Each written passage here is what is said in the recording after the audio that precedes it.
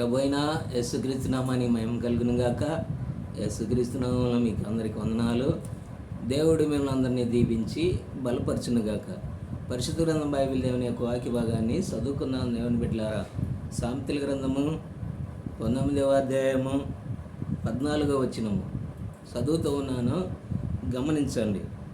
గృహమును విత్తనమును ఇతరులిచ్చిన స్వాస్యము, సుబుద్ధి గల భార్య యెహోవా దానములు. మన దేవుడు ఒక మనిషికి కొన్ని దానములు చేసే దేవుడై ఉన్నాడు. చేస్తాడా దేవుడు మనకి దానాలు? తప్పనిసరిగా. ఏం దానాలు ఆయన చేసేది? చదువుదామా? గమనించండి. ముందు గృహము, ఆ తర్వాత విత్తనము, మూడోది ఇతరులిచ్చిన స్వాత్యము, మరి నాలుగోది సుబుద్ధి కలిగిన భార్య. ఏ బుద్ధి అండి?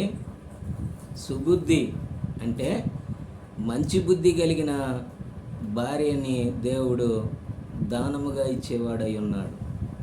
ఆయన ఇచ్చే దానాలు చాలా గొప్పయండి. మానవుడికి ఫస్ట్గా ముందు ఏం కావాలి అంటే ఒక నీడ కావాలి. అంటే ఒక నివాసము అవసరమై ఉన్నది. కాబట్టి మొట్టమొదటిగా రాసిన మాట ఏమనంటే గృహము. నిజమేనా? గృహము లేనిదే సంపూర్ణంగాను భూమి మీద నివాసము చేయలేవు. కారణం ఏంది? తేడాగా ఉన్నది. గృహము లేని యొక్క ఆ యొక్క లోటు మనిషిని ఎంతగానో బాధ పెడుతూ ఉన్నది. అందుకనే మానవుడికి గృహము చాలా అవసరమై ఉన్నదని దేవుడికి ముందుగానే తెలుసు. కాబట్టి నీకు దానం చేసినాడు. ఏంటిది? గృహము. చాలామంది అనుకుంటారు, మా సొంతగా కష్టపడి మేము సంపాదించి మంచి ఒక పెద్ద బిల్డింగు నువ్వేనా కట్టింది? నువ్వు కాదు అని నువ్వు అనుకుంటావు. యెహోవా గృహమును కట్టన ఎడల దాని కట్టువాని యొక్క ప్రయాస వ్యర్థము అని వాక్యం రాయబడుతూ ఉన్నది. నువ్వు కట్టిన గొప్ప విల్లు, నువ్వు కట్టిన పెద్ద యొక్క అంతస్తు, అది ఎవరిచ్చినారు అనుకున్నా? దేవుడిచ్చినాడు. మానవుడు అనుకుంటాడు నా సొంతగా నీ సొంతగా ఎట సంపాదించావండి? దేవుడు నీకు ఆరోగ్యం ఇచ్చినాడు, ఆలోచన ఇచ్చినాడు, ఎట్లాగా కట్టాలి అని మేస్తుని పిలిపించినావు. అక్కడికి వచ్చిన ఇంజనీర్లు ప్లాన్లు ఇచ్చినారు. అవన్నీ ఎవరిచ్చినారు? జ్ఞానము మానవుడికి దేవుడు. మానవుని యొక్క ప్రణయము దేవుడు లేకుండా ఏది భూమి మీద జరగదు ప్రియులారా. ఒకటి గుర్తుంచుకోండి, దేవుడిని ముందు పెట్టాలి, ఆ తర్వాత మనం వెనుకొండాలి. దేవుడు మనకు దానం ఇచ్చే దేవుడై ఉన్నాడండి. భూమి మీద మనిషికి ఇంపార్టెంట్ 4 దానాలు ఇచ్చినాడు. వాటిని గురించి చదివినాను.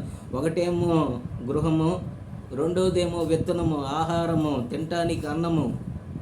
నిజమేనా? మరి మూడోది పితరులిచ్చిన స్వాస్యం, అంటే నీ తల్లిదండ్రులు ముత్తాతలు సంపాదించిన యొక్క స్వాస్యము దేవుడు ఇప్పించినాడు. నీ పితరులు కూడబెట్టి సంపాదించిన యొక్క ఆ స్వాస్థ్యము, ఆస్తి నీకు ఇప్పించినాడు. నిజమేనా?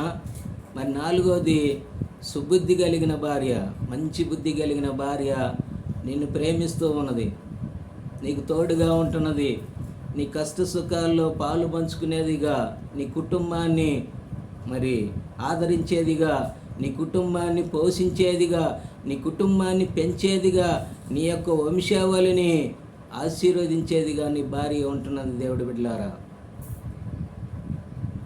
నాలుగోది సుబుద్ధి, మంచి బుద్ధి కలిగిన యొక్క భార్య. చూసినారా? అటువంటి భార్య ఉన్నప్పుడు నిజంగా ఆ ఇల్లు ఎంతగానో ఆశీర్వదించబడుతున్నది. ఎందుకో తెలుసా? ఆ భార్య తను భర్తతో కూడా కష్ట సుఖాల్లో తోడయ్యుండి ఆమె దేవుడితో వాగ్దానం చేసిన వాగ్దానాన్ని ప్రతిసారి జ్ఞాపకం చేసుకుంటుంది. కనుకనే ఆ భార్య మంచి భార్య. కాబట్టి ఆ 4వ యొక్క బహుమానము, దానము దేవుడిచ్చేవాడుగా ఉన్నాడు. నా జీవితంలో నిజంగా ఈ దానాలే దేవుడు గనుక నీకు ఇవ్వకపోతే ఈ భూమి మీద నువ్వు ఎంతగానో జీవించలేవు. ఆయనే నీకు సమస్తం ఇచ్చి ఆశీర్వదించి నిన్ను నీ కుటుంబాన్ని దీవించినాడు కాబట్టే నువ్వు భూమి మీద ఇంతవరకు బ్రతకగలిగినావు. ఆ దానములు ఇచ్చిన దేవుణ్ణి మర్చిపోయి నీ ఇష్టానుసారంగా జీవిస్తూ ఉంటే పరిశుద్ధాత్మ దేవుడేమో బాధపడుతూ ఉన్నాడు. ఇప్పటికైనా దేవుడిచ్చినాడని ఒక విశ్వాసం, నమ్మకం ఉండి విశ్వాసంతో దేవుని యందు భయభక్తులు కలిగి నువ్వు జీవించినట్లయితే సంపూర్ణంగా నిన్ను నీ కుటుంబాన్ని అత్యధికంగా ఆశీర్వదించి దీవించేవాడై ఉన్నాడు మన దేవుడు. ఆయన యందు విశ్వాసం ఉంచి నమ్మకం ఉంచి మన యాత్రలో ముందుకి నడుద్దాం. దేవుడు వాక్యాన్ని దీవించి బలపరచునుగాక. ప్రార్థన చేసుకుందాం. మహాపరిశుద్ధుడు తండ్రి, సర్వశక్తిమంతుడా యేసుక్రీస్తు ప్రభువా, ఉన్నత పరిశుద్ధ నామాన్ని బట్టి నీకు స్తోత్రం, వందనాలు, కృతజ్ఞతలు నాయన. అయా నువ్వు మానవుడికి ఇచ్చే దానాలు గొప్పవి ప్రభువా.